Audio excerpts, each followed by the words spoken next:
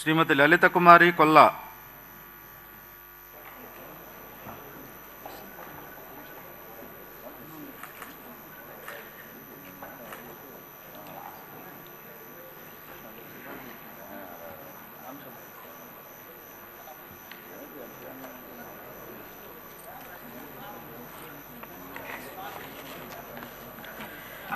కోళ్ళ లలిత కుమారి అనే నేను శాసనసభ సభ్యురాలుగా ఎన్నికైనందున శాసనము ద్వారా నిర్మితమైన భారత రాజ్యాంగం పట్ల నిజమైన విశ్వాసం విధేయత చూపుతానని, భారతదేశ సార్వభౌమాధికారాన్ని సమగ్రతను కాపాడుతానని, నేను స్వీకరించబోయే కర్తవ్యాన్ని శ్రద్ధాశక్తులతో నిర్వహిస్తానని దైవ సాక్షిగా ప్రమాణం చేస్తున్నాను.